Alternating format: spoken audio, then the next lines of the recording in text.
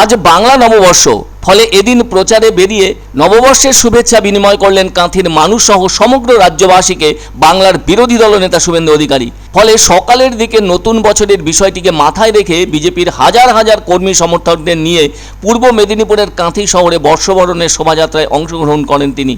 এরপর কাঁথির বাসিন্দাদের পাশাপাশি রাজ্যবাসীকেও শুভেচ্ছা ও অভিনন্দন জানালেন শুভেন্দু অধিকারী। এদিন ওই শোভাযাত্রায় উপস্থিত ছিলেন কাঁথি লোকসভা কেন্দ্রের বিজেপি প্রার্থী সৌমেন্দু অধিকারী, তমলুকের বিদায়ী সাংসদ দিব্যেন্দু অধিকারী, বিজেপির জেলা সভাপতি অরূপ কুমার দাস সহ অন্যান্যরা। তবে এদিনের পদযাত্রাটি কাঁথি হাই স্কুল থেকে শুরু হয়ে শেষ হয় কাঁথির নিউ মার্কেট এলাকায়। রাজ্যের মানুষজন প্রত্যক্ষ করছেন শুভেন্দু অধিকারীর বিভিন্ন সভা বা প্রচার উপলক্ষে আয়োজনে যথেষ্ট ভিড় থাকছে। রাজ্যের শাসক দলের বিরুদ্ধে কটাক্ষ করে ভাষা প্রয়োগ করে থাকছেন শুভেন্দু অধিকারী বলে অনেকেরই অভিযোগ।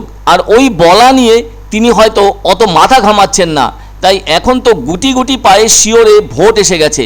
সে কারণে হয় শোভাযাত্রা, নয়তো রোড শো, নতুবা জনসভায় উপস্থিত থেকে সংবাদ মাধ্যমের শিরোনামে চলে আসছেন তিনি। কাঁথি লোকসভা কেন্দ্রটির নাম আগে ছিল কন্টাই লোকসভা কেন্দ্র।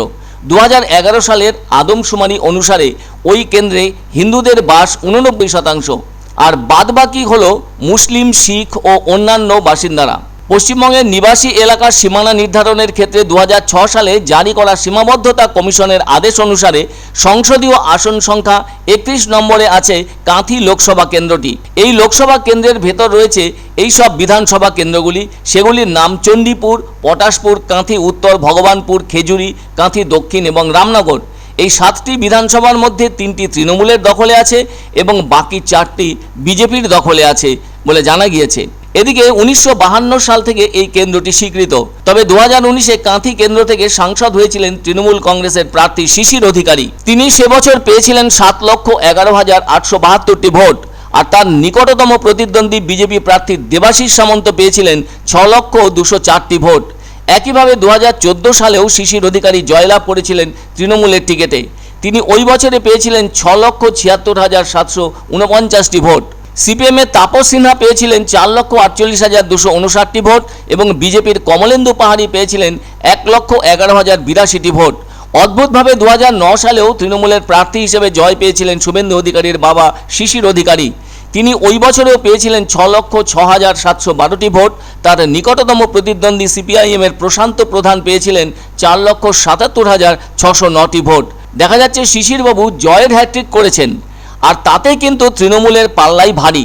অবশ্য এক্ষেত্রে একটা কথা বলতেই হয়, ওই 3 পর্বের লোকসভা নির্বাচনে শুভেন্দু অধিকারী তৃণমূলেই ছিলেন।